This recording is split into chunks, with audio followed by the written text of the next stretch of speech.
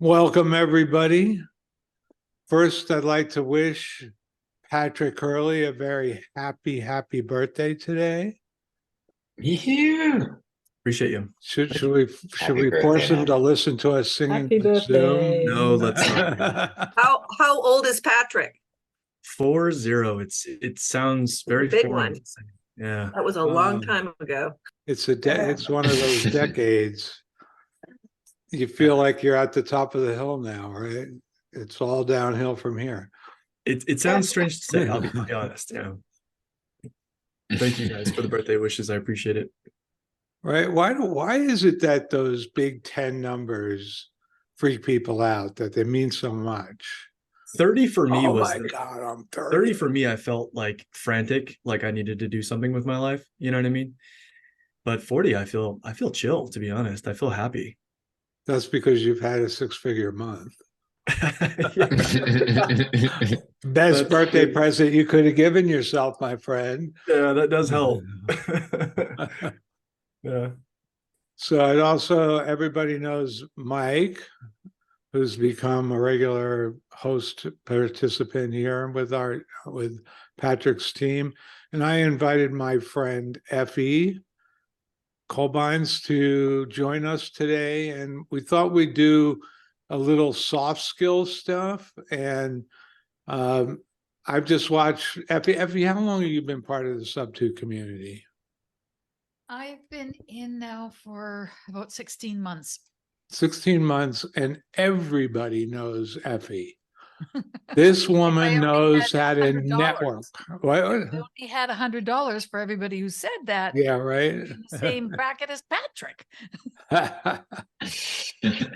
So I just think Effie's a natural at networking and building rapport with people. She's fearless networker. So you want to tell us a little bit about yourself? Oh, geez. Well, I'm very, very happy to be here. And thank you. And I'm privileged to call Gary a friend and a very, very knowledgeable person in our field. I actually started real estate when I was just a little girl because my mom couldn't speak English. So I had to translate while she wanted to purchase properties. And I was like, I don't want to do that. And she's like, tough, you're doing it. So off I went. And before I knew it, I was loving it. And I have a real love for properties. I helped her purchase 3 properties in 3 years. And my father had already purchased one, and then they bought one more after. So they had 5 properties. And I have been involved in maybe about 12 or 14 purchases throughout my young life. I'm not quite 40 yet, Patrick, but we'll see as I get a little older. Anyways, the point being, I've been involved as I can be. And then I joined Subto. And Subto is mind-blowing, to say the least. And I've been learning and moving along. I haven't done anywhere near as much as I want to do in Subto. I have done some gator lending and some private money lending.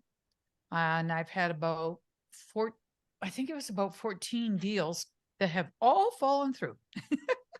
But that's okay, because I know it will happen. And also, part of the reason that I am not as far along as I would like is I was in Canada during the time that I started. And it was during COVID. And I couldn't just, I'm a dual citizen, but I couldn't just come back here. I now live in Chicagoland to start my bank accounts and my LLCs and, that sort of thing. So I did what I could do, which was network. And I really, at the beginning, I felt like, oh, darn, all I can do is talk to people, and then I was like, oh, this guy's interesting. This girl's interesting. Oh, look what they're doing. And I started learning in a different dimension than than simply learning from Pace, because Pace, of course, is my mentor, but learning from each other was a different kind of learning. And lo and behold, before long, I had, people connecting with me and wanting to know who I knew that did this or that had that. And that it has been one of my big strengths. So now I'm negotiating being in business with two people, with separate people. And, I know that it's only a matter of time before I have numerous properties. So that's my story. Oh, and that's my 14, kitty cat. 14 deal and he's such a handsome cat. Uh-huh. How old is that cat? That cat is 16 and a half years old. 15 and a half. So we know Effie's a really good cat mom. I am. Yeah, Effie and I have that in common. I'm a good cat mom too. Anyway, 14 fall throughs. That means that you've got a base hit at least 14 times, right? Oh, yes. How many And I students right? And how many people in the mentorships, spend 6 months or a year without getting a base hit? So you can't fail if you're not trying, right? 100%. I don't think so. I think you And you can't fail certainly can't forever. succeed if you're not trying. Right. So I feel- how many friends do you have in the mentorship? Just curious. I think I have the only one that really counts, and that's you. Oh, you're so Oh, No, I'm just kidding. I have a few others that count too. Look, Um, I removed from the meeting today at least 8 of those bots. And if any of you are responsible for them, I just want to say this. How dare you occupy spaces in this meeting when you know we've only got 100 seats and we're just off a fresh elephant challenge and you're preventing other people from being here that might want to be here. And Mike, do me a favor, you have co-host permissions. Would you remove any if you happen to see them pop in? I'm not sure what I'm looking for, but Well, it'll say like Oh. Otter note taker or automated. They at least identify people themselves. recording. Yeah, they're Oh, I see. they take up Otter. Otter's the most common one, but it's not the only one. They take up a lot of seats. So Yeah, guys, if you're using, I've used OtterBot in the past too, and that's just like a way to record the meeting with like an Otter AI assistant. These meetings are accessible after the fact, so there's no need to do that. Just be the only person in here. Don't have a AI bot sent in, and you'll get a recording later. Okay. right, they're all on YouTube. All of them go to YouTube. So and you can record them from YouTube, can't you? If you know, I mean, you can download them. We haven't prevented download. There's a way. Yeah. Yeah, but or just stream it. Just watch it there. Just There's stream no them. need Yeah. to. Why fill up your hard drive, right? Yeah, and let me add to that, guys. Why is that important? Besides Gary being a little neurotic, that's one of the reasons I like him. Is But we're both Virgos, Patrick. one of the things that I do regret coming into the mentorship is I'm a very driven person, and I've started several businesses that were successful. And so I've always tried to take things on myself, right? And so this does apply to what we're talking about today. We're talking about networking and squatting up with people. And, in the beginning, I didn't do that as fast as I should have. And the other thing that I didn't do was keep coming back to the meetings and asking questions that were applicable to the obstacles and struggles that I was experiencing at those times. And so if you send an AI bot to these meetings, you don't have that opportunity, guys. You don't have the opportunity to raise your hand and ask a question, just like we got in the beginning of this Zoom. That's a very serious question with a specific obstacle. And that's that feedback loop, guys, that feedback loop of I failed, or I'm at a roadblock. I'm going to go to the meeting and ask the question as to what they would do. The more you do that, the faster you're going to accelerate your business and the more you're going to get out of this. Okay. So that's why Gary brings all of that up. Absolutely. Freaking lutely. So Effie, how do you start how do you build rapport with people? What do you think are the most important aspects of how you go out about meeting people and start building rapport with them? Because we have a lot of shy types here that we need to crack their shells. Okay. Well, I think everybody has something important to give, and you should not be your own worst enemy. Instead, you should be your own best friend. And think about what you would say to your best friend. Would you say, well, we'll just wait here and maybe some people will approach us? Or would you say, get out there, go on? Nothing's going to happen, that's terrible. Just go out and connect. I have a lot of people reaching out to me, and I always try my best to connect because I don't know who I haven't met yet if I don't take the time.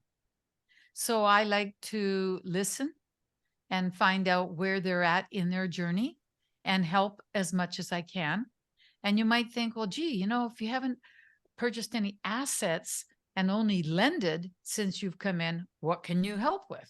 Well, I can help with a lot because I know what it's like to begin. I know what it's like to feel tied up because I couldn't come down to the States because of that COVID, and I couldn't really get going. So, I encourage people to look inwards and know what is it they want to do. And once they know what to do, I can almost always direct them to a certain Zoom or a certain person. So the more people it's about people. Real estate doesn't happen without people.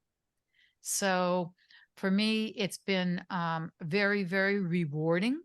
And now I'm at a point where, similar to Patrick being at 40, he's like right there. Well, instead of looking to go down, I'm going up again. So the point being, I have a lot of people who are ready to do business with me. And I believe in JVing. If you guys are only working on your own, then you only have your own brain. You only have your own energy, there is no synergy. I feel that as one person, I can't do everything I want to do. I want to do a lot, not a little, a lot. So by JVing with people, I can do that because I don't know everything. I'm not a wholesaler. Well, I can work with wholesalers.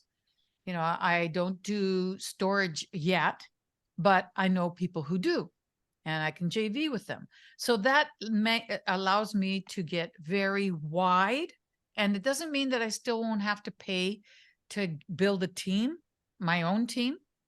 I'm getting close to that now, but before long, you push yourself up by demanding more of your time and your brain. And your money. Make sure your money goes as far as you can. So, for me, it's all about relationships, whether it's in Gator or Subto or out in the world. It's all got to do with relationships.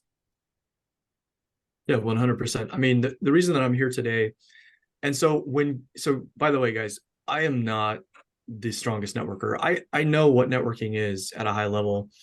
But I admittedly am not the strongest networker. Gary is a fantastic networker. In fact, the reason that Effie is here was his idea, right? Like, he's like, hey, Effie's going to be joining us. I was like, who's Effie? Right? Actually, I knew who she was, but what the effing are you talking about? It's what's the Effie, not who's the Effie. It's what I was aware of who you are. And I'm just kidding. Let's shed some light on that, because what you're doing in the community is what a lot of people should be doing. And that's being like a squeaky wheel. Like, hey guys, let's network, right? Like, that's how Gary and I met. I posted, hey, I'm buying in Coachella Valley. And I put my number there, and he hit me up and he's like, let's connect. And we got on a Zoom, and I had never met the guy. Now, did I want to get on that Zoom? Personally, it's not super comfortable for me. I wasn't very comfortable with it, but I was like, you got to do it, right? Sometimes you have to force yourself to do things that you're not necessarily strong at or want to do. because you never know where that conversation is going to take you. And like I've said on previous Zooms, guys, I would not be where I am today if it weren't for meeting Gary, right? And that was just from one networking event in my life. So imagine if you did that every month, right? Once a month, just once a month, it would skyrocket your business. I think I've got about 50 Subto students on my phone right now. And I'm not like I said, I'm not a strong networker, but I make sure to reach out. And if somebody reaches out to me, I say, great, let's chat. Here's one of the things that I want you guys to do right now. If you're taking notes, and if you're not, I don't know what you're doing here. You should be taking notes. And your notes should have two things. One is actions and insights. Well, it should be insights and actions. One of my first mentors taught me this. Whenever you're learning, everything that you have, every insight that you have should be attached to an action, because insights without actions are just nothing. It's nothing. It's just ideas, right? So from this meeting, guys, I want you to start writing down what you should be doing, how you should implement this stuff into your business, right? And networking should be one of those things. So meetups are great, guys. Like, I would highly recommend that you do meetups. I would highly recommend that you become a squeaky wheel and start posting. Hey guys, I'm in Wyoming, I'm in California, I'm in Nevada. I'm looking to wholesale, or I'm looking to do Subto deals, or I'm really good at marketing, or I'm really good at sales, or whatever it is. Lead with value and be a squeaky wheel and connect with people. And doing it in person. So when I tell people that I'm an introvert, most people are like, don't believe me, right? I've owned 2 gyms, I've owned a marketing agency, and I run a team now in acquisitions in California. I have done a ton of public speaking. I'm more comfortable with a mic on my hand and on a stage in front of thousands of people than I am walking up to a group who's in the middle of a conversation. Full stop. That's just how I am. So it takes energy for me to force myself to go to these meetups. But when I do, I come out of them energized, inspired, fired up. And I've got business cards in my hands that will make me more money. The last meetup that I went to, a guy stopped me because I was on the mic. I was asking questions to the investor that was giving the speech that day. And he's like, hey, I listened to your questions. Those are really good questions. And I'm a lender. I'm looking for investors just like you. And the guy gave me a card. I've got access to tons of cash in California with creative deals. And if I choose to do a flip, he's one phone call away. That would have never happened, guys, unless I forced myself to do something that I'm not naturally good at. Jason Lee, do you have a question in regards to what we're talking about right now? Yeah, I mean, I just want to reconfirm the networking. Yeah. Like, ever since I joined this Zoom, I've been just kind of connecting, and there's actually some people on this on this Zoom that I've really gravitated towards. And there's one baby elephant that reached out to me, Dylan. Like, we've been collaborating, and man, that guy's been killing it. Like, I don't have all the time in the world to do things on my own, but we've been just going back and forth, and just it's been helping, and we sharpen each other's swords by just going off each other. So I just want to reconfirm that. I love it. And I'm probably going to absorb you too once you guys bring me a deal. Yeah, we're definitely that's our intention.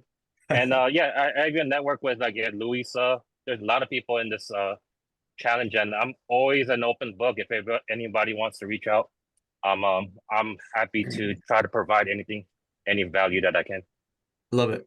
So nobody knew that you're a Venus flytrap when the lights go out, huh? So I've got 4 people on my team that are in acquisitions, and then I've got 1 disposition manager who's my partner. Every single one of those people, guys, joined my team through networking. They were either introduced to me by somebody that I already met through my own networking, or I networked with them and then they got on my team. 100%. I never put any ads out to hire people. That's how I built my team, guys. And like I said before, if it wasn't for Gary, like, none of this stuff that we have figured out over time would have happened. Like, Gary has been invaluable to us. And if it's creative in California, he's my guy. 100%. So I reached out to you. I can't remember who did what, but I know that I put I remember the post and it had my number on it. and I was basically looking for creative deals in Coachella Valley, and you're like, I live there. And so we connected, and then you found out that I grew up there. And then we started talking shop, and you were like, let's make something out of this elephant challenge. And that's when the first team was born. So exactly, engage. You got to engage with people. Totally. Mike, Mike, did you introduce yourself to me? I know I connected you. Yeah. You I was gonna piggyback and toot your horn again too, Gary, because yeah, I know that these calls, when there's a lot of people on here, like I'm looking right now, it's 71, right? And it can be hard to communicate and like network with people when there's a huge group like this. So not all of us are in Subto, but if you are, you know that there's calendars and calendars of different meetings that go on throughout the week. And it can be hard when you're jumping into those. There's a lot of people talking, and it might be intimidating because concepts are flying over your head, and you're not really sure where to jump in. And I was kind of at the point where I was going to a lot of those calls, and it was like information overload, like drinking water out of a fire hydrant. Just didn't know where to jump in, didn't know who to talk to. Yeah. And then after work one day, I hopped onto I think it was Deal Hub call, and it was just me and Gary. Gary was holding the call up and was waiting for people to join, and I just hopped in and got to have like a one-on-one conversation with him. And I almost didn't even join the call. I was like, I don't really feel like it, but let's just go on and see what I can learn. And it was Gary and I got to spend time kind of expressing some concerns and some issues I was going through.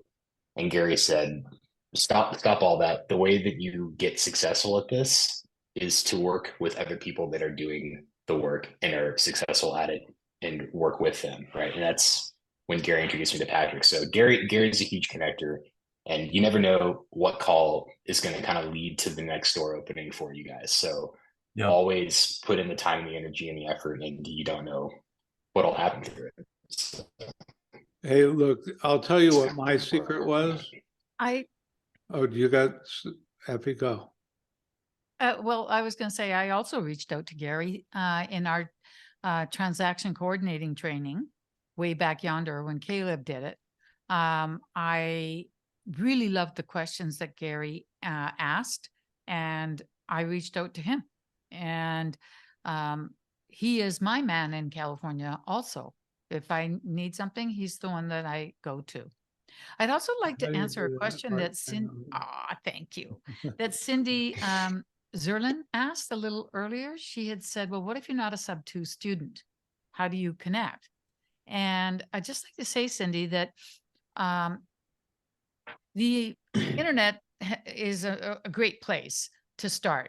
I belong to a number of Facebook groups, and way before I joined PACES. There I belong to realtors for landladies, realtors for women, realtors, real estate in Vancouver, which is where I was. So if you just go into Facebook and if it's wholesaling, you type in wholesaling. If it's fix and flip, you put in fix and flip. What is it that you're interested in? And you're going to see a bunch of groups, and look at them and start joining and see what the threads are about. And usually they will have some kind of get together. I'm in Chicagoland here, and there are a lot of things in Chicago, and I don't go to all of them, but I go to some, and they're not necessarily Subto. So as long as they're related with real estate, or if you want to be a lender or, find money, then you want to search for that. And whatever your interest is, just search and just do the overview at the beginning to see what you think. And then when you're ready, just go to a couple of them. You don't like them? So what? You tried something. But there are a lot of resources out there. And because we have the internet, you can hone in on the ones that are interesting to you. Yeah. And so one thing that Mike said that kind of sparked something that I didn't touch on. And so earlier I said, Gary's a really good networker, right? And how do I know that? I know that because he connects people, and because he connects me with people, I want to reciprocate that and bring him deals, right? Like when I think about bringing somebody a deal, I want to bring Gary a deal because he's always thinking about what I need in my business and trying to connect people to me. I've been in networking events and most of them are like, here's my card. And then they give you their elevator pitch, right? And then you're sitting there listening to them talk about what they're there for, right? They're there for themselves. They want something out of the meeting. There's an intention there. But real networking done at a high level is, tell me about yourself. What is it that you do? What are you looking for? And then you go, oh, you know what? I know Effie. Effie's actually doing that too, or she's looking for that thing. Come here, let me introduce you to Effie. You guys would be perfect to hang out together. That's what networking is. And then when you do that, whenever you understand what I'm looking for, you're going to think, you know what? Patrick hooked me up with Effie. He's actually looking for that thing. I'm going to help him out. That's what networking is, guys. That's true networking. So I bring that up because at this point, I'm getting dozens of people hitting me up daily on my DMs. And they're like, hey, I want to connect. Cool. Like, give me more. Lead with value. What is it that you have to know yourself? Number one, what kind of person are you? And I'm looking over my bookshelf because this is a book that Pace recommended, Rocket Fuel. Okay. It's a great book. This is a fantastic book, guys. I picked this book up. I'll put a link in the description when I post this video. I'm not getting paid for it, but guys, this breaks down visionaries and integrators. And if you're one or the other, because you're usually one or the other. And when you bring a visionary and an integrator together, you get rocket fuel. And my disposition manager, it's funny, we're the exact opposite. I'm a visionary introvert. He's an extrovert integrator. And like our business is on fire right now because we're working together like that. So pick this up, know who you are, and lead with value. Hey, I'm good at marketing. Hey, I'm good at sales. Whatever it is, that value you can bring. And then I want to connect with you because that gives us something to talk about, guys. Or if I'm not the guy for you, then I'm going to connect you with somebody else. But hitting people up and saying, hey, can we get on the phone? Guys, what's the likelihood of me getting on the phone with you and my entire calendar is blocked out and you haven't led with value? I want to help you, but you're not giving me or anybody else incentive to network with you. Get rocket fuel, figure out what you are, lead with value, and start becoming a squeaky wheel, guys. All right, Luxley has a question. Luxley, warning. I just want to interject a little warning here. Rocket Fuel is an excellent book. I highly recommend you read it, but do not take that test too seriously. It does not define you. You define you. I see way too many people take the, I'm this, I'm that. No, you're what you want to be. This is telling you how you test right now. Maybe it's not who you're evolving it to becoming. So I see people wounded by taking these kind of, you're this type test. There are much more sophisticated tests available. What do they call them? Enneagrams, or there's way more sophisticated personality type testing out there if you look for it on the internet, that you could learn more about yourself. Even the one that leads to yellow, red, green, and blue people, and there's these are, just remember this, books and these systems, and this is the way people make money. So my biggest warning to you is, do not let this define you. You're the only one who can define you. Now, I want to amplify something that Patrick said. Bringing value with you. When I joined Pace's mentorship more than 3 years ago, when there were only a couple hundred of us, now there's thousands and thousands, and like 11,000, somebody said yesterday. I haven't checked. I made a commitment that I was going to be a top contributor to our private group, that I was going to at least once every weekday go in there and bring value to people by answering questions or posting something that people could learn from. And I've held true to that for more than 3 years. I've been a consistently a top contributor. I mean, for years, the first 2 years, I think I was in the top 5% or 10% or top Before 5. all the clickbait. All right. But my point was people respond to that. Right. They over and over again, oh, this guy's really bringing it to the group. And people start reaching out and they ask to be your friends. You Right. don't have to start, hey, you know, just come and bring value. And people will reach out to you. Hey, I want to know you.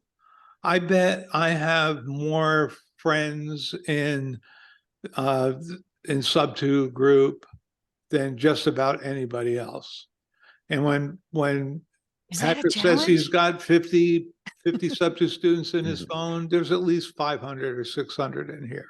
I Oh believe my it. God, now I'm gonna have to count. At least. You can't count them all. Nope. You just can't. But you know, just in text alone, we had a recent Pace gave everybody a homework exercise that you had to have 50 friends in Facebook, and that meant more than just, you know, messaging them or texting them. But everybody who texts me, I have more than text with. I have major relationships with, and I could have gone through my phone log to figure out how many days would it take to find 50.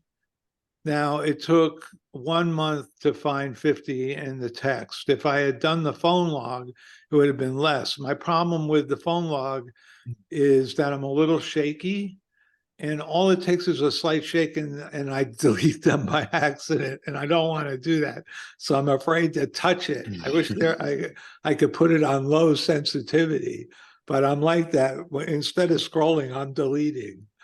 I do that with the shopping cart at Sam's Club too. I have to be really careful because the way when I touch them, I seem to make them go away. And that's the last thing I want to do. But you know, I just dial back, you know, less than a month in my call log, and I would see more than 50 Subto students in that list. In fact, 90% of my business, my livelihood comes from Subto students. And that transformation happened over the course of a year or two. Yep. So, Yeah, I'd like that repeated, a year or two. yeah. So Right. guys, this idea of coming into real estate and thinking after 3 months, you're gonna be making a lot. You're actually gonna be lucky if you've done even one.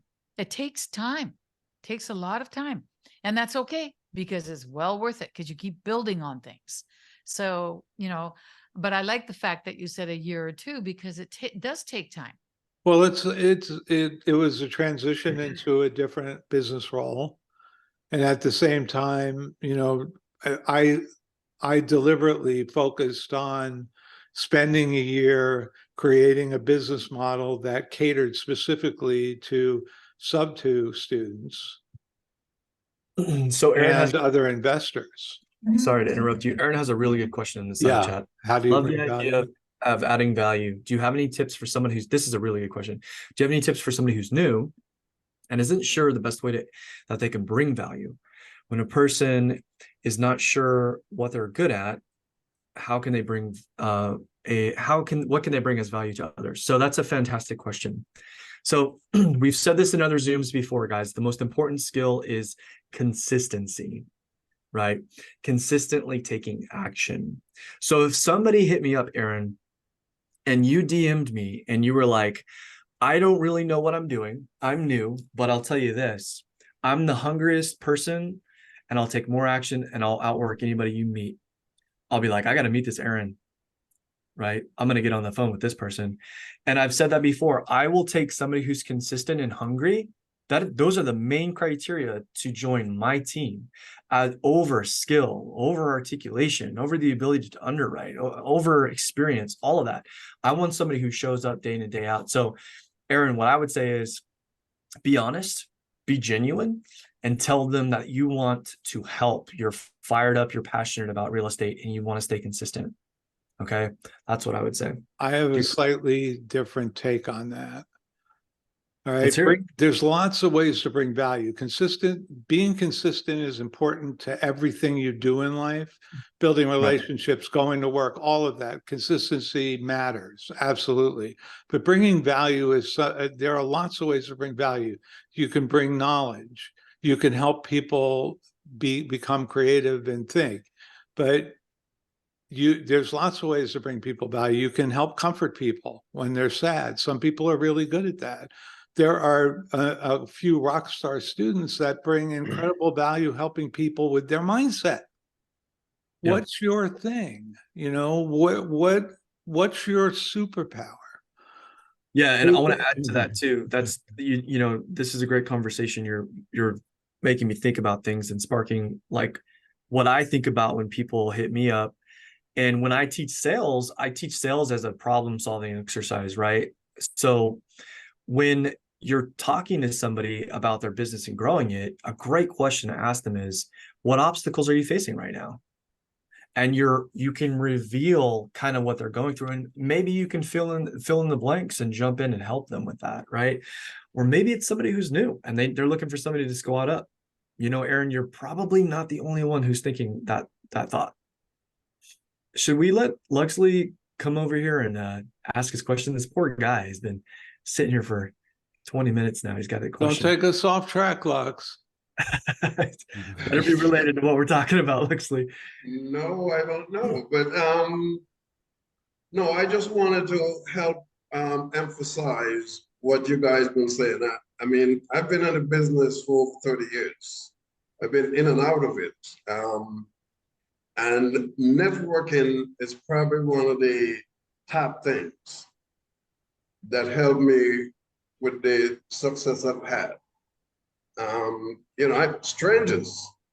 I go to meetings, I meet a guy, I have a deal, I pitch it, we partner on it, he makes money, I make money. I don't know him, he doesn't know me. And a lot of times, we don't even have stuff in writing, which is a bad idea.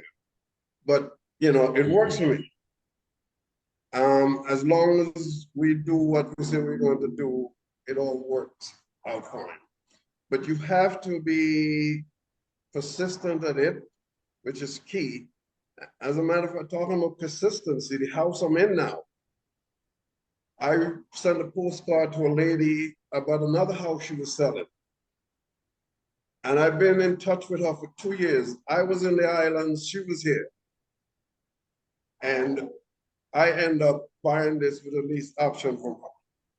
So over time, I've been with her. She had several things in her life, and I was always there every month. I spoke with her, and she gave me a great deal on this house. And Gary, I gotta get with you both, you and Patrick. I just received from this class, one of the elephants sent me a list with 12 properties, all owner financing in Central Florida. I haven't had a chance to look at them. I just received it today. So, you know, networking. The first meeting, I put my name and number out there. He contacted me. We had a few conversations. He called me today and said, I might have something you might want to look at. So How'd you get the plug in there? Network with everyone. Luxley, this cash is burning a hole in my pocket. Why don't you send me those deals? I will. That's what. Yeah, you got to submit them on the form, but let's not go there yet. We're not done talking about what we wanted to talk about. No. Okay. So guys, real fast, I want to jump in and then I'll let Gary take the reins again.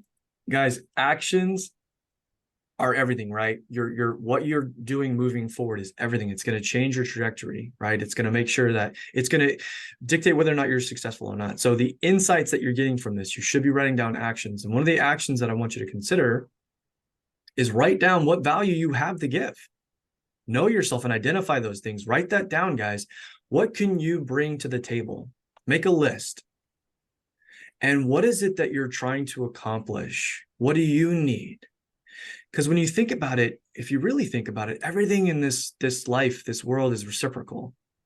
Money is just a symbol of energy, right? You've put something out there, you've given value to somebody or something, and you've gotten something back. And it's in the representation of monetary consideration. So what can you give, guys? And what do you want?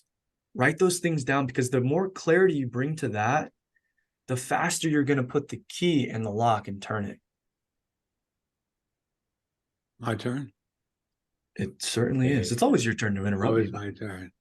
So one of the things that, bringing value, I think if you think about just being a participant brings value. Yep. Giving other people, sharing ideas and the way you do things with other people, helping people. One of the ways I like to bring value is I like to help people maybe change their perspective, push them to think a little differently about a situation. Like just today, I've made a post that said, That was good. why is an agent's $20,000 commission less what did I say? Less valuable than, or more problematic than your $20,000 assignment fee? I think you used the verb is questionable or something of that nature. I don't know. I think I use problematic, or, why is that such an area? Because people are always complaining about real estate agents, and it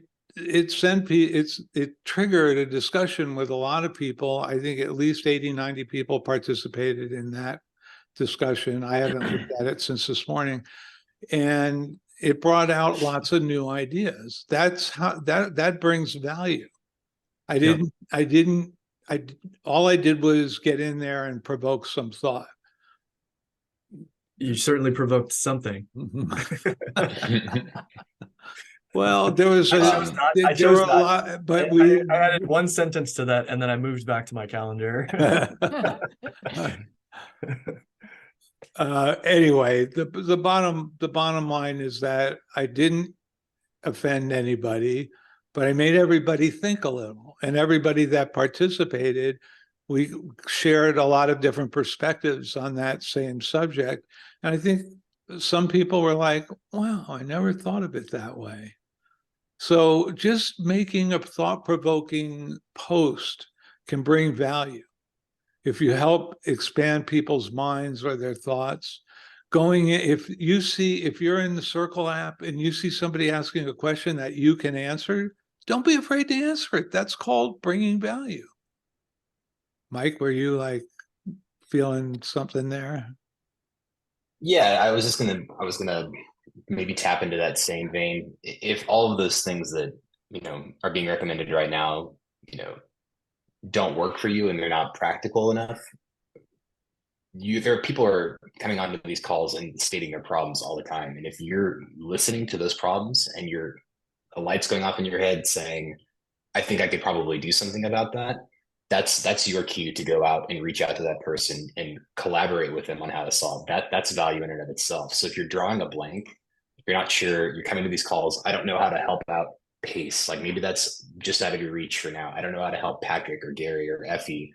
Like help the fellow person in the call when they state a problem, and you'll see those trends come up more and more frequently the more that you come to these calls, because a lot of the people, if they have a problem, it's likely a larger problem that needs to be solved amongst more than just that person. You're probably even experiencing it yourself. And when you collaborate and you think together, that's when the sum becomes greater than its parts, right? You're not just thinking on your own.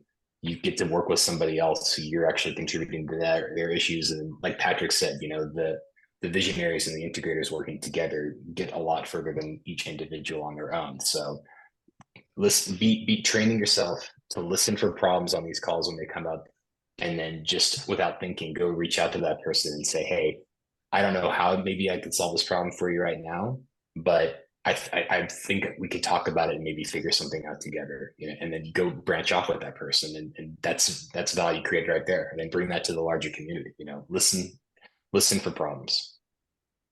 I'd like to add to that, if I may. Please do. Yeah. If you're in a Zoom like this that has a chat, I think that if you have a question that comes to you in your mind about whatever is being discussed, you write it in the chat. Write it in the chat so that it becomes more than just in your brain. It's now in black and white.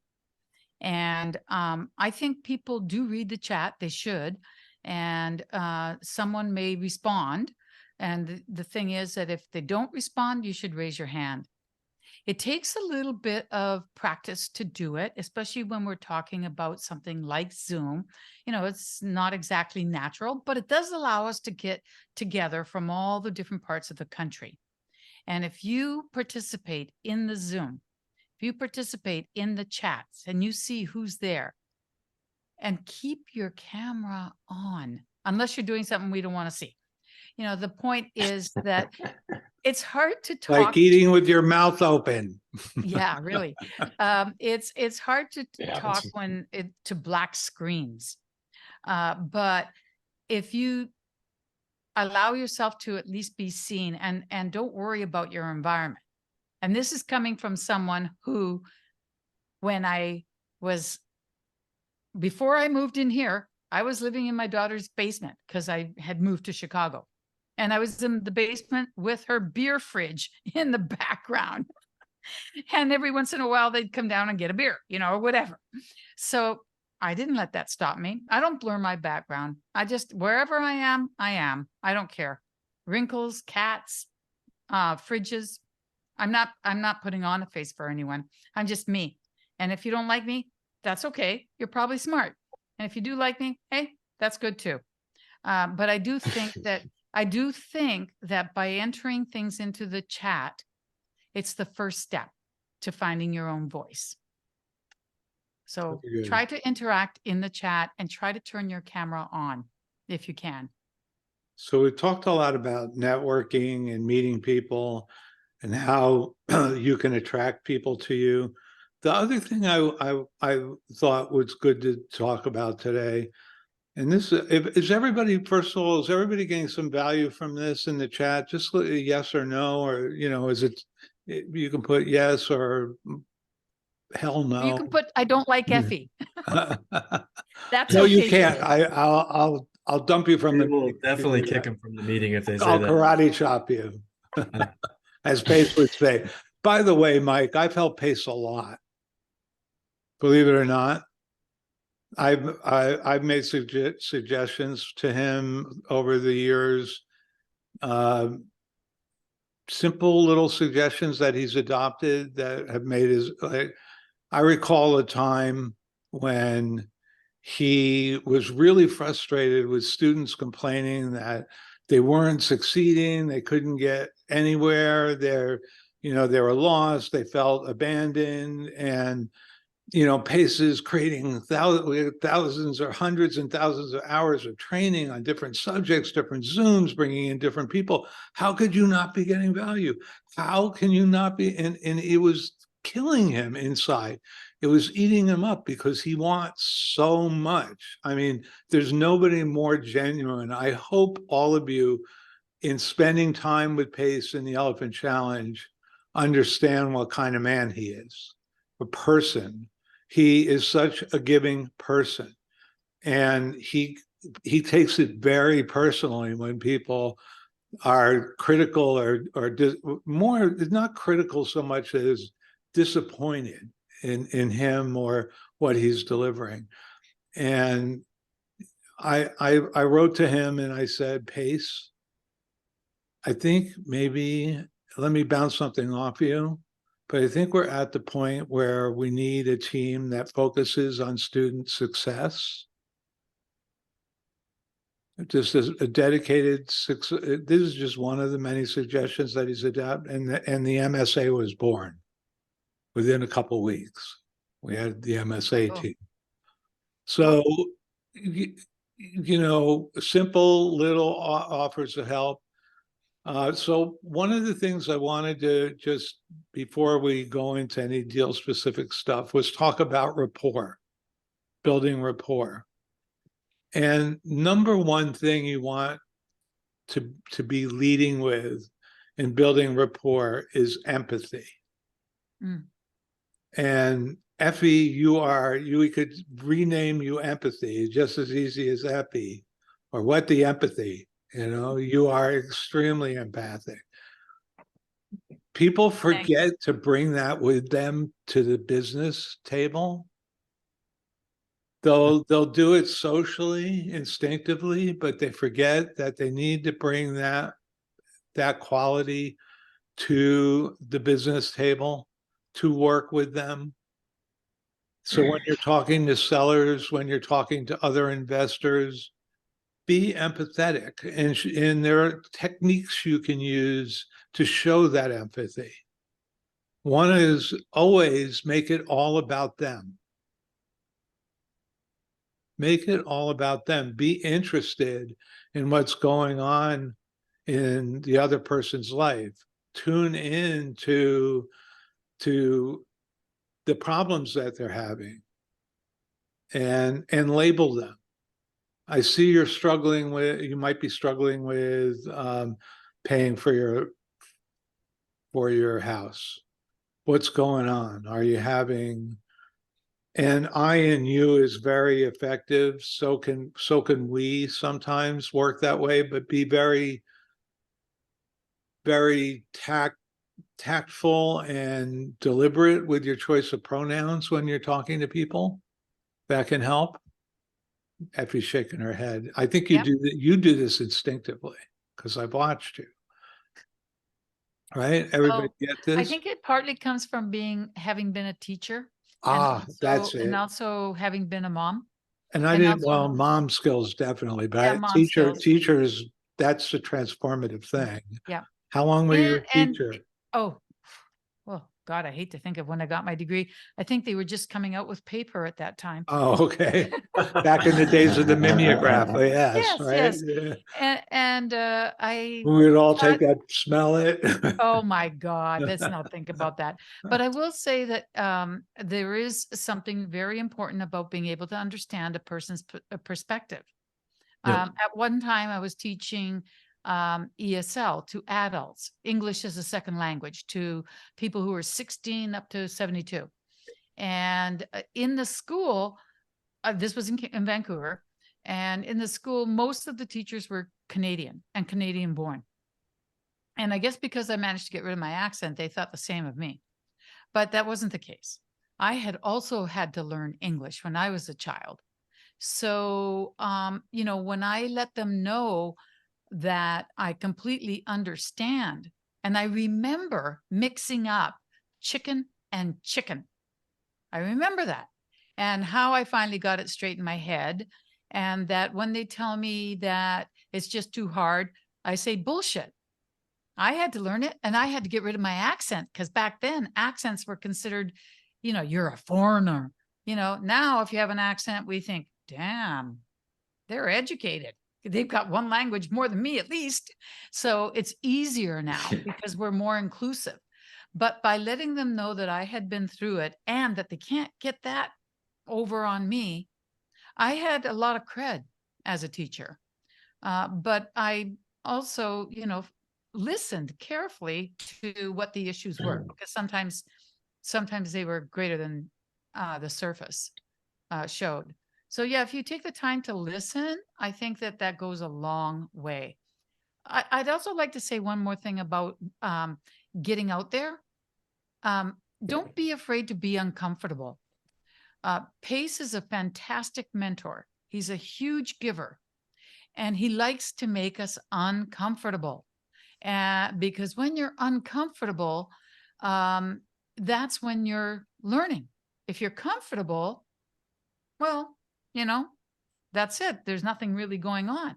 But if you're at odds with something and still being forced to do it, then you're learning, which is one of the reasons that he started that, talk to 50 people project forward. That's why he's making so many of us get out and do podcasts and come to Zooms and help each other. It doesn't come naturally. And I had a huge problem about my face. I still do, but I don't like to look at myself. But I've learned to make fun of it instead. Like I have this nose that's just so freaking long, it could trip 6 people as they walk by. I'm not turning to the side because you're gonna laugh. Effie, what nationality are you? I have 3 citizenships. I've got Canadian, American, and I was born in Greece. Ah, I couldn't figure it out. My Yeah. mom's from Las Palmas, Gran Canaria, and I had the same problem. I screwed up all my language all the time That because is she Well- didn't speak Canadian, right? English. Yeah. Well, the thing is that if you can learn to make fun out of yourself, then you don't worry about other people. And you know, I said to Pace, I'm not getting on no YouTube. You know, I ain't doing that. You can stand on your head. And then he told me why. And I was like, all right. And over time, I've gotten more used to it. I don't love it, but I do have a podcast. I do Zooms regularly, and I'm growing, and I'm still uncomfortable, which tells me I've got a long ways to go. And that's fine. And I just try not to look at myself. But I think you should get used to being a little uncomfortable. If you're too comfortable, then you're probably living at home, not paying rent, living off your parents, and never really care about what you're going to, your future. You know, it's just going to come to you. I call that a loser. Anyways, just be uncomfortable, at least a bit. So one last thing, when you're working with people, especially when you're dealing with seller objections or objections from people, there's some real subtle differences in the way you can phrase things that will make a significant impact. Like getting permission rather than going into trying to solve a problem. So, you know, the simple adjustment of a phrase like, can I make a suggestion? That's more likely to put somebody on the defensive. Can I make a suggestion? And a simple little tweak to that statement, like, may I bounce something off of you? Now, who's vulnerable in that? Think about, can I make a suggestion? You're putting them in a vulnerable potential defensive position, where if I go, would you mind if I bounce something off you? Right. I'm asking permission, and I'm going to get explicit permission. So rather than just addressing head on the objection that the person's saying, get permission to have a conversation. Again, you know, it expresses empathy, and these are things that people are really good at building rapport do. They think really careful about how they're going to phrase the next phrase. So, and I'll just give you a quick story. I have a listing in Pasadena, California, and I have a seller. She's amazing, accomplished woman, published author, PhD, psychologist. And, when I went to look at her building, as a realtor, I was just looking at the building, and I looked at her and said, Carrie, you put so much love in this building. Are you really ready to let it go? And she was so blown away with my just asking that question that, and in the end, she wrote, I did get the listing, but she wrote me this lovely letter about how different I was than all the other realtors she spoke to there, because they're all giving their presentation for the listing. We're going to do this for you. We're going to do that for you. And you know what I did for her? I listened. And I got her talking, and I asked the right questions to find out where's your head at?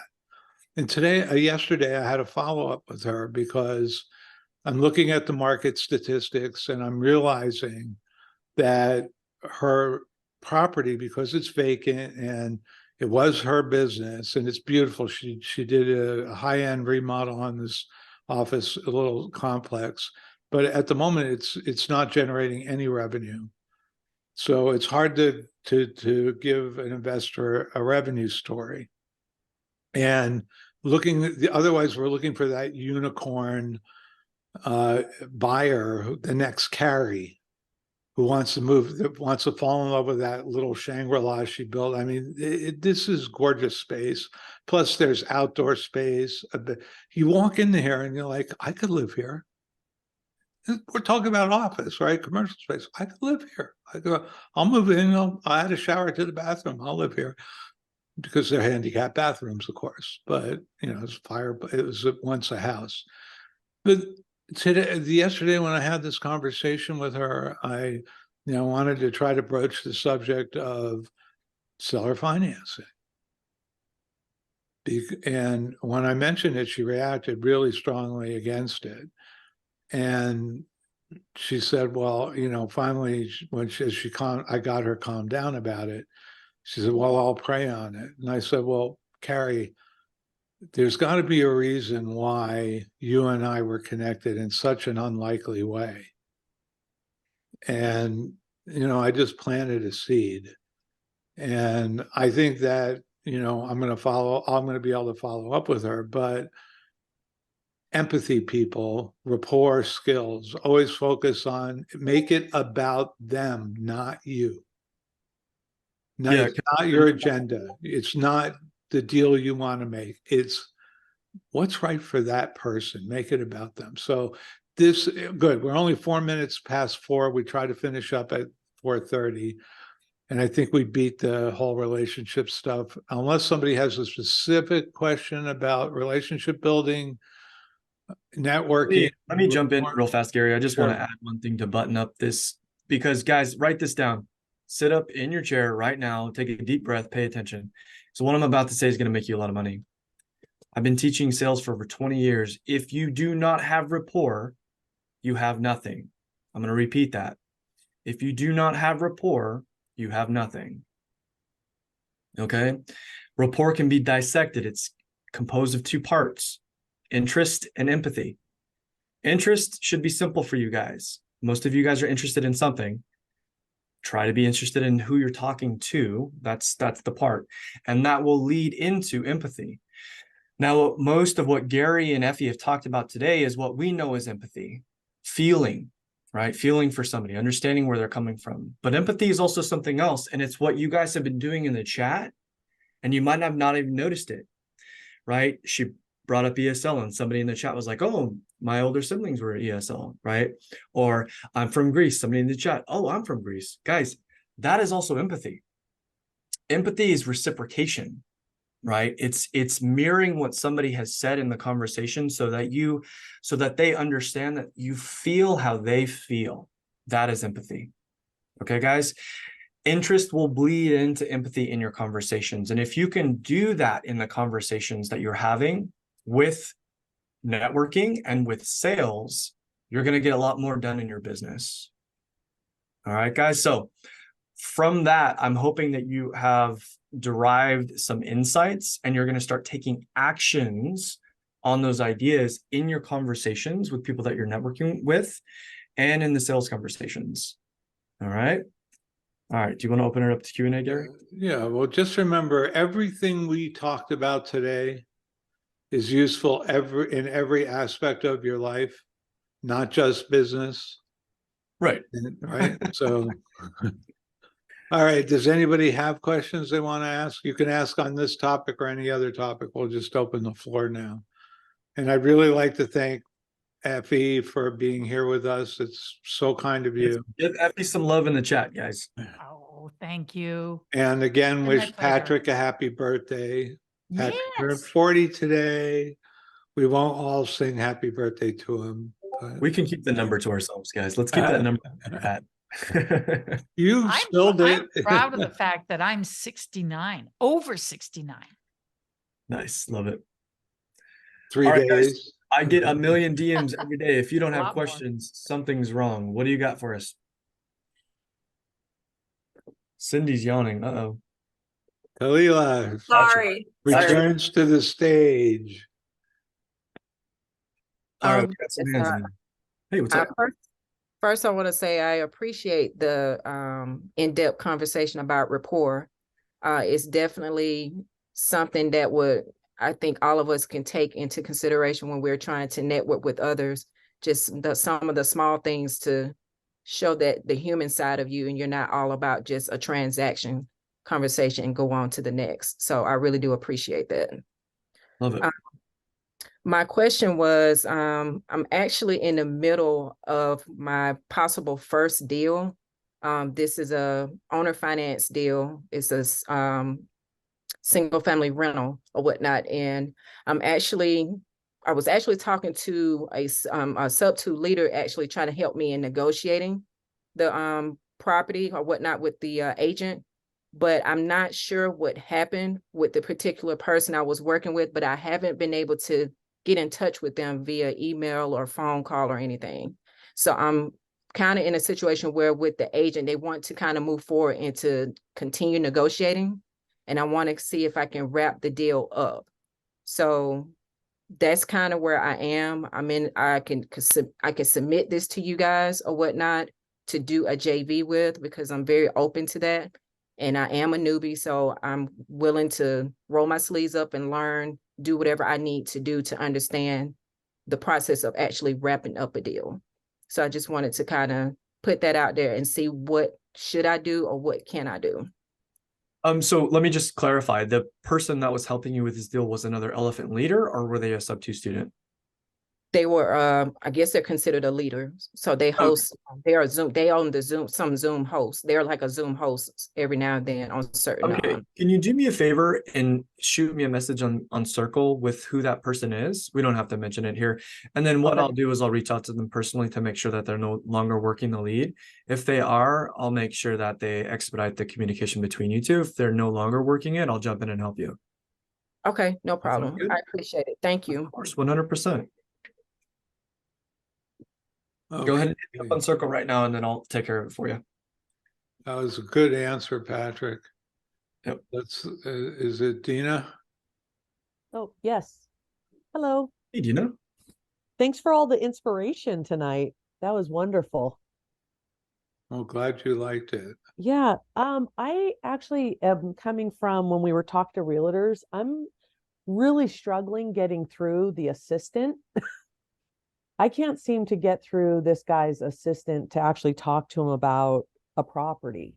And so I've called, she's taken 2 messages, and now he's out of town, but I don't know what else to say to her.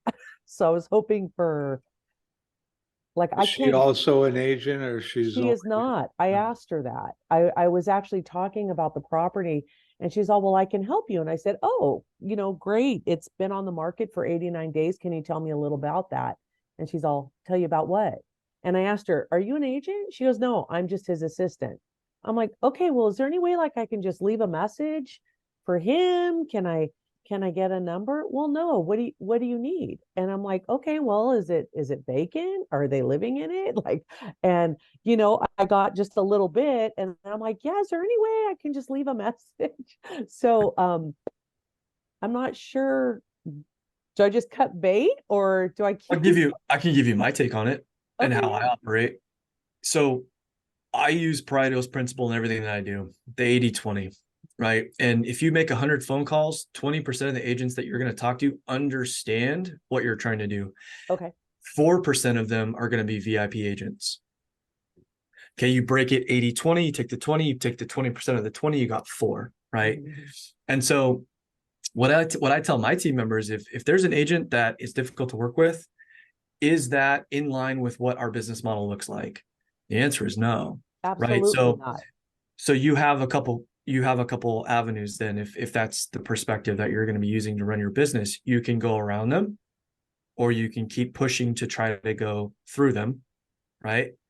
And those are really your only options. Or the last one is you can move on, right? So I've dealt with this actually. I actually called an agent one time when I was actually making calls in the business, and they had a VA from the Philippines. Mm-hmm. And that was the gatekeeper, right? And this VA, by the way, I don't have anything against VAs. I think VAs are awesome. They typically work harder than Americans, but zero information, right? Zero help. And it was a waste of my time. And so for me, I was just like, I'm not doing this. And I told the VA, look, I'm a serious buyer. You can have the agent call me. If they don't, then I'm going to move on. And that's the exact message that I would like you to hand them. hand to Okay. them. And if, you know, I work with agents primarily, and I want nothing more than to get agents paid. Mm-hmm. On my creative deals, I offer them the seller side commission, full commission, always. I don't ever try to negotiate their commission. On our cash creative deals, if it's an off-market listing and it comes from them, I'll give them 7.5 points. I don't care, as long as it pencils for us. So if they make it hard for me to work with them, with all that being said, I have no problem going around them. Okay, thank Hey, you so just so much. you know, Dina, Yeah. I run into the same thing and I'm an agent, Mhm. right? So don't, take it personally. Some of them are Oh, a-holes, yeah. No, I didn't take it Can't- personal. I'd just like to actually talk to him.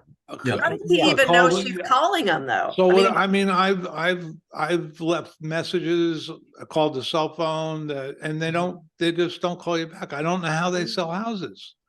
Hey, it's one of Pace's things, I answer my phone Mhm. and I don't know who's calling, but that's what you do when you're serious about business.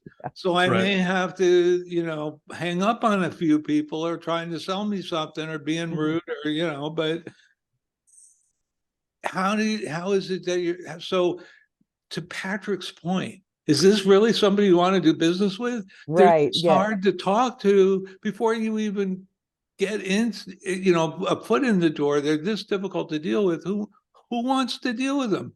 Yeah. Pity their customer, pity their seller that chose them. I guess they can be charming once in a while, but they're certainly not charming the public, right? So yeah, move on. Okay. All I right. say I'm with Patrick. Move on. Okay. It took, and Patrick wasn't you weren't like that at the beginning. he would, Right. no, it took him a while to finally get to that point. You know what? This is the way I do business. These are the type of people I want to do business with. Mhm. These are the behaviors I expect when I'm doing business with people. And if they don't conform to that, then we're not a match. Right. Right. Well, and I actually have a realtor that I am connected with in Vegas who is a part of, like, he is into creative financing. And so, every once in a while he'll send me something. So And invest so your time with people like that. right. Yep. And so I'm hearing, Patrick, that I should put that in for you to look at then if he's sending me. 100% of buying in Vegas. Okay. All Yeah. right. I'll put those in for you. Yeah, fantastic. All right. Thank you so much. You're very welcome. Thanks for joining us. It was a pleasure, Dina. Thanks. And Ty is up. Hey, what's up? Hey, happy birthday, old man. I Hey, can say that out. Oh man, notice he Ooh, he got comes that. with digs. I love it. All right, take $100 off his first check. I think Ty feels safe because he's on a Zoom. There we go. There we go. Not in hand's reach. So I've been working through the list. I've talked to a couple of realtors that are willing to kind of hear what, or they were willing to meet and talk about terms and things like that. So how do I know, this is a stupid question, but how do I know, is that point when they're ready to have a conversation, do I submit it as a lead in the opt-in form? So are you talking specifically about creative? That's what I'm not sure of. So I'm just working my way through the list, and I'm following the script. Okay. And I'm having that conversation and then saying that, hey, someone from my team will reach out to you to talk further details about numbers and terms. So that's as far as I've taken it, and they're willing to have that conversation, but I don't think I know enough about whether to judge whether it should be a creative deal or a cash deal or whatever the strategy is. Yeah, so the list that we provided you should be all creative deals because we've filtered them based on that criteria that we're actually searching for. Okay. And so really what we're looking for is motivation. And this is more of a heuristic mindset. Like you have to kind of read through the lines to figure out, is this person truly motivated or not? It's not like 1 + 1 = 2, right? So if they're, standoffish, abrasive, if you mention assuming a loan and they're like, oh no, we're not doing any of that, and you use the rebuttals and they still shut you down, then obviously they're not motivated. But if you go through the script and you say, we want to assume the loan, pay out equity, pay your commission at all closing, and they're like, yeah, we might be open to that, then that's a motivated lead. Got it. And Yeah. then that's when you want to submit them. Gotcha. Okay, because that's where I guess I'm a little lost in understanding what to offer how to define what to offer in that context. So like, what does creative actually mean for their situation? I have the motivation of why they want to sell, but I guess I don't have the motivation of what type of deal that they want to do, right? Or whether it's a creative or what the numbers are around the creative deal. So how do I figure that part out? Yeah, that's a great question. So we're going to be covering that in our Thursday meetings. If you guys, Mike, can you do me a favor and put the opt-in link in the chat one more time for us? In this link, once you opt in, you will be redirected to a resource page. On that resource page, you can upload your conversations that you've recorded. If you do that, we're going to give you feedback, number one. Number two, we're going to consider you an action taker, which will get you access to our Thursday action taker meetings, where we're going to go into deep diving into how to look at these deals, underwrite them, negotiate them at a high level. We're going to talk about the transactions themselves. So if you want to become a legitimate investor, guys, you must first do the one thing that's going to get you all the way, and that's take action, right? So record those calls for us so we can give you feedback. Now, if you read the script, you'll see that we explain to them that we're going to pay their equity out and assume the loan and pay all closing costs. So whatever the case may be, whatever the numbers look like, that's the offer. And so if they ask you, well, what specifically, how much money are you specifically offering us? You just say something like, well, I'm actually not authorized to do that. However, the partner that I work for is, and I would love to get him on your calendar. When are you generally available? He'll give you a call. Okay. Yeah. I think I missed the point that these were properties that script worked for one for one. All right. Yeah. So guys, in the spreadsheet, but I'll upload them to that site. Yeah. And so for clarity, guys, you have two lists. You have one that is vacant properties that are, there's vacant. So there's some type of hybrid situation where there is a low interest rate on the note, regardless of what that note is owed. And then you have low equity properties that are on market. Okay. So those are the two targets that you guys are going after. Does everybody have a link to the list? I just posted the opt-in, and that'll lead you to the resources page, but you need to fill out the form first before you get to that. The lists are posted there. Yeah, I thought somebody asking where that was. Look through the scripts, and I created flashcards for you in Quizlet. Go through the flashcards, guys, because a lot of the common questions that you're going to get on these calls are in those cards. And I could literally, like, those cards alone are worth a couple $1,000s. And I'm giving those to you. Just a couple thousand? Well, it's going to make you a lot. It must be worth 30 grand. No, if it's worth them. No, we could probably pad that number, right? All right, Ty, does that answer your question, brother? It does. And one quick question. If we have questions between the Zooms, what's the best way? Submit them to the Circle channel? Is that the best? Yeah, hit me up. Just DM me on Circle. Okay, thanks. Can I ask a question before he leaves? Is there a way that you can kind of give us an introduction of how, and this is to, is it Mike? No, the person that was on the Zoom meeting. Is there possibly you can like go through like how you approached that? Like what did you read on that script? Like how you went about it? Is there a way that you can kind of give us a little example? I'm not sure I understand your question. The other individual that you were just talking to. Yeah, I think I know where you're coming from. It's because I struggle with the same thing as, you don't want to read the script verbatim. So what in the script do you use to kind of move the conversation along? I did struggle with that. And so I typed in notes into my script, and then I kind of got prepared on what specific about the property. I could share those notes. I actually uploaded them to the spreadsheet as well, or a link to it at least. Thank you.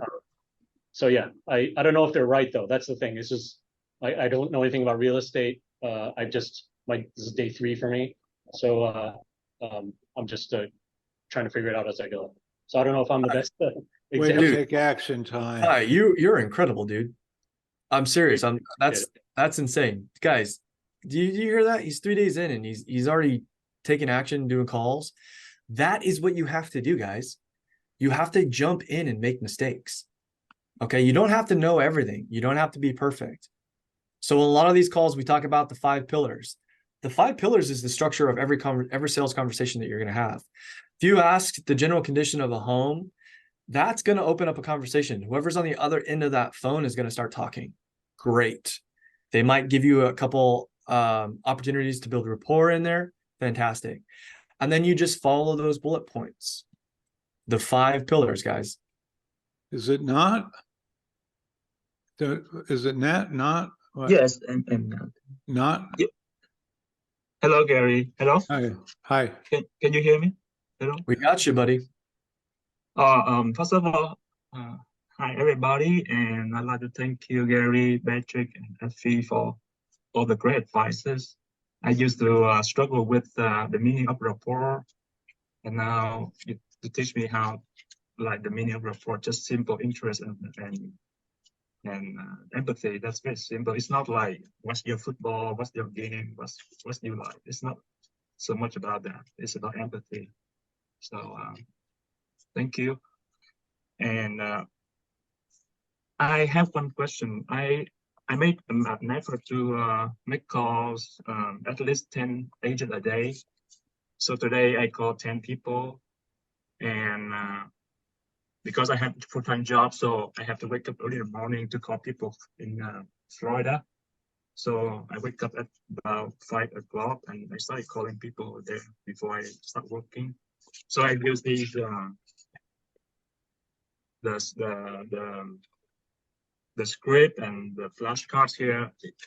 I feel very confident because of the flashcards. And so I was not afraid of when I talk to agents. And I talked to one agent this morning, and he said that the seller would like to move to Florida, to California from Florida, and they are open to assuming, and the house pretty new, and about 900,000, something like that. I forgot. The area is Miami. So I told them that I will bring this information to my team. So I'd like to know what's next. Guys, give Nat some love in the chat. Did you see this, guys? Are you guys witnessing this right now? He just got a motivated lead. Give him some love in the chat, guys. Good for you. Good work, Nat. Yeah, that's amazing.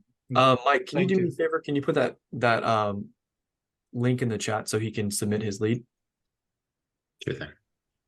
So yeah, we're gonna put a link in the chat.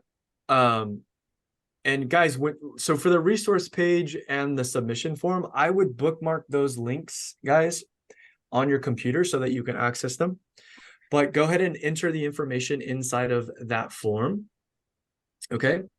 And like I mentioned before, guys, it's really important that you know that you have either prop stream or what's the other one, batch leads, so that we can see, so you know what is owed on the mortgage. All right, guys.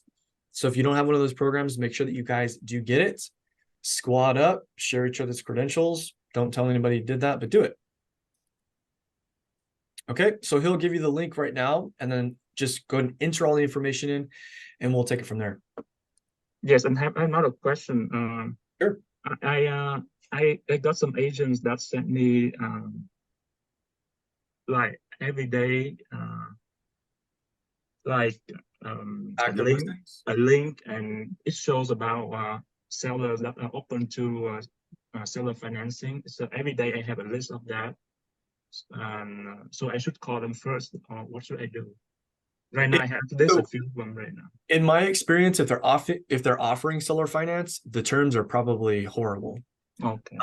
But what I would ask them is that's great. Okay, seller finance, what are the terms? And if it's over a 10% entry fee, that immediately will kill most of the deals. But it all really just depends. You would want them to disclose what the terms are before you start the conversation. And then if you send that over to me, I can kind of give you some feedback as to if their opportunities are, and if why they're not. Yeah. Okay. Thank you very much. Hey, good job taking action. Good job. Good for you. Thank you. Okay, on. How do Yes, you exactly. pronounce your name? Kaon rhymes Kaon? with crayon. Yeah, Kaon rhymes I with was crayon. right. I was right. Yeah, you got it, Gary. One of the select few that gets it on the first try. Nice. Thanks guys for having this. I appreciate your time and all your value. So since we're on the part of networking, I do a lot of networking in the community. I talk to people and see where I can help and stuff like that. So from this meeting, what I could say, what I have to offer is, so I study, practice, and teach financial literacy. And so I can help in that way. I'm a problem solver, a solution finder. And my goal, what I want to do is I want to buy and hold. Right now I'm wholesaling, doing the elephant challenge, getting the basics. I buy and hold. I want to buy and hold, and I want to learn how to gator. And I read Pace's book, so I'm really familiar with creative financing and stuff like that. So saying that, to segue into this, I have met a lady. So she has like two things going on. One, I want to know, so she has a property in Dubai, like 10 million square feet. And if I want to be like a part of that deal, or if I want to like get that land or whatever, because I think it's a development land, how can I go about moving forward with that deal that she has, or that offer that she has? So first of all, Is this in Dubai? Yeah, it's in Dubai. Look, I got the information. real estate in other countries is a very different animal. Okay. So, make sure you educate yourself thoroughly before you go do something like that. Canada right now is not allowing foreign ownership of property. They just put a ban in. So don't let somebody sell you something and send them money for something you're not allowed to have. Not only that, but if anything goes wrong, you have to go to that jurisdiction to represent yourself. And almost always when someone is talking about outside of our borders, it's one of the signs of a scam. Be very careful. Yeah. I so you're wasn't going to do telling me anything. I wasn't supposed to wire the money to the Nigerian prince? Yeah, it's not. No. That's not He's happening. the I'm not doing Saudi anything prince, like the Saudi prince, Is where that they right? cut off your hands if you swear. So Nah, I've said this probably on every This meeting. is not a beat up K-On session. No.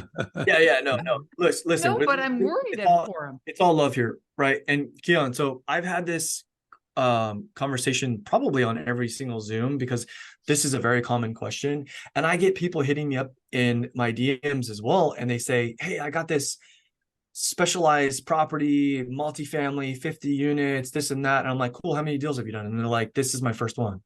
And I'm like, okay, let's dial it back. Let's get consistent revenue going in your business, and then you can get crazy with it.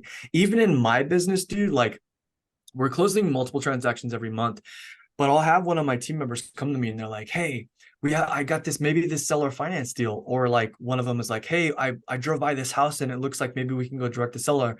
And I tell them, are we currently doing that in our business? Yes or no? And they go, well, no. And I'm like, is it an opportunity? Maybe. But if we don't do more of what's working, we're not going to make more. Does that make sense? So every entrepreneur intrinsically inside of them has this natural thing where they see all of these shiny objects and they want to do and start all these projects. That's what real entrepreneurs operate like. But the ones that are extremely successful, they focus on one of those things, right? So that would be my advice to you. If you really want to have a breakthrough in real estate, it's the focus. And if it's real estate in Dubai, then focus only on real estate in Dubai. You know what I mean? By the way, I become an expert in real estate in Dubai. Dubai. Look, right now my market is in Arizona.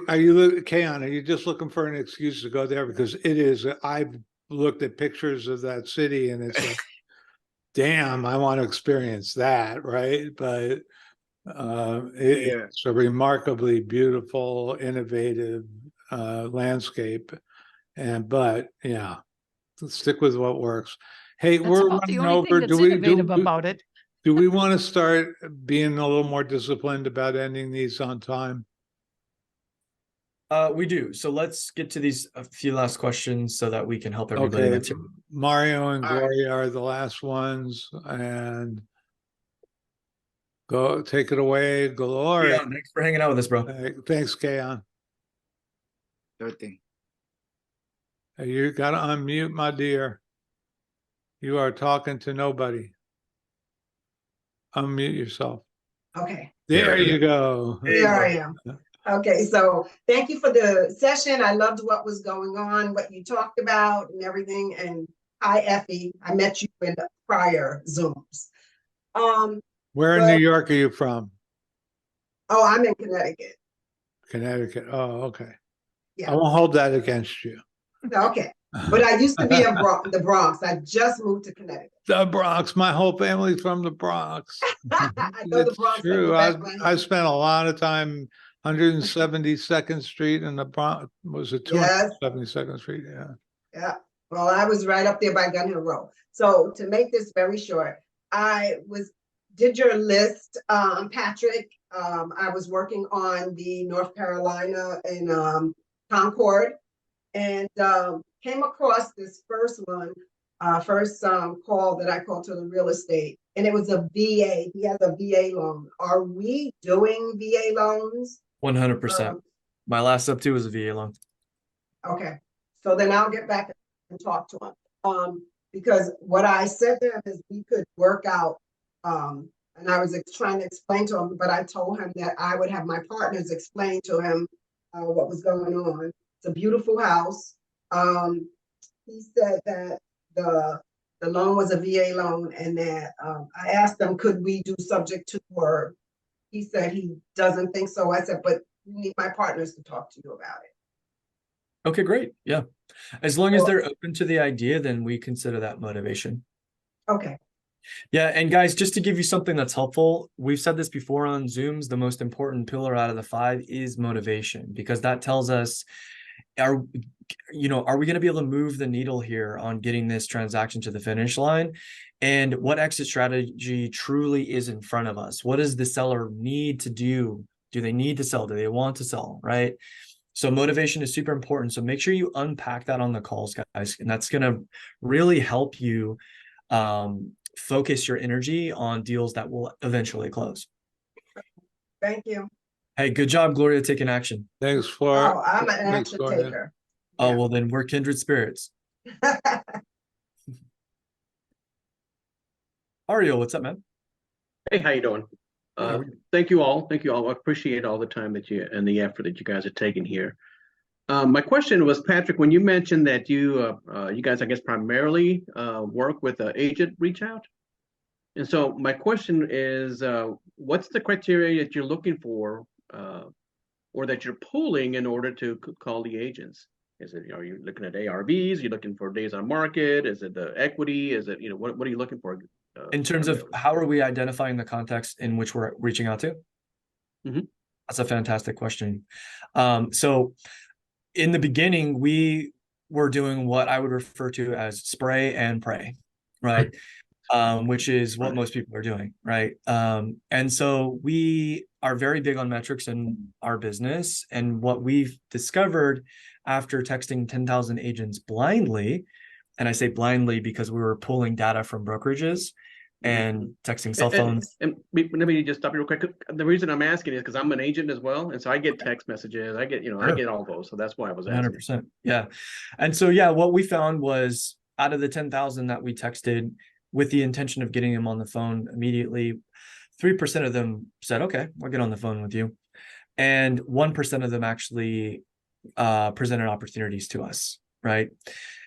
So we learned really quick by looking at our average talk time that wasn't a strategy that was going to put us on the trajectory that we wanted to go on. So what we ended up starting to do, and this is a little bit more advanced with MLS access, we would search the agent remarks, and we were searching keywords for fixers and off market.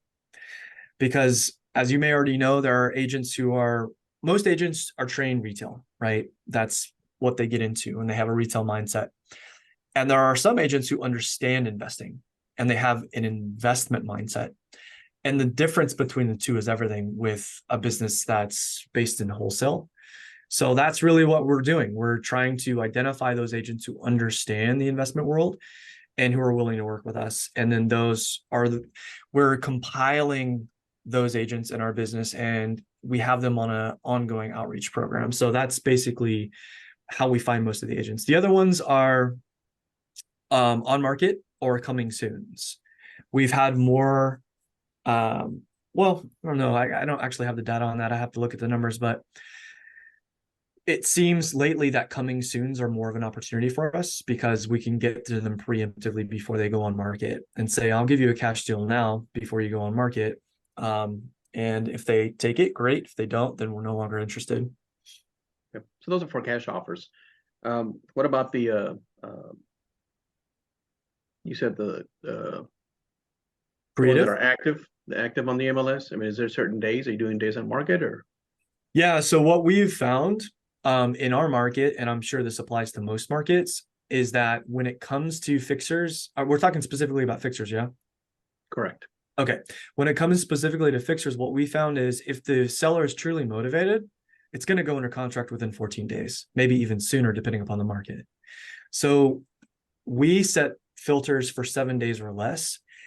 And generally my team will call within, within a few hours of it going online.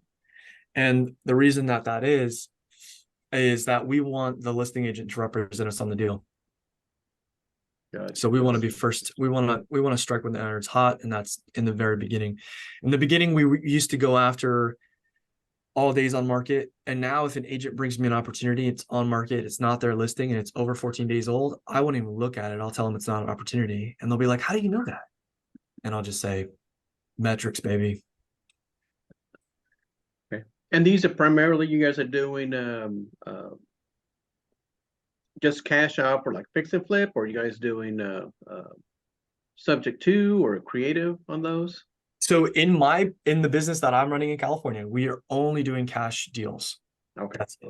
Occasionally, we'll get an opportunity and it just doesn't make sense for cash, and it might turn into a creative deal. But I've specifically told my team not to focus on that and to send me those deals and keep looking for cash deals. Okay. So then at that point, do you either wholesale or wholesale them, or do you the cash deals or the creative deals? The cash deals? Always wholesale. Yeah. Okay. That's what I was thinking. Okay, cool. All right. Thank you. I appreciate you all. Thank you. Thank you so much. Great questions, Mario. Thanks for joining us. Mario. Make sure you come back. Yeah. Hey, I'm curious, Mario, what market are you in? I'm in the Dallas market. Dallas, love it.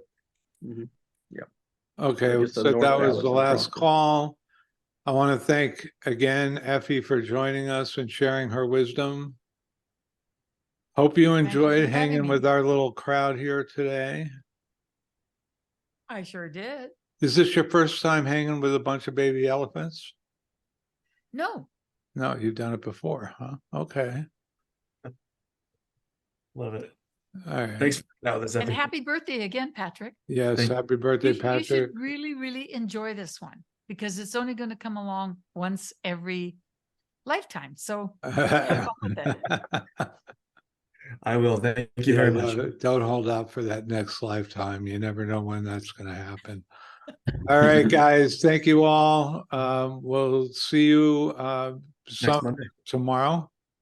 Oh, no, not tomorrow because we're doing the next Thursday. Yeah. So we'll see Thursday. So Monday. Monday's the next meeting at 3:00 Pacific. See you then. Thanks, guys. Bye.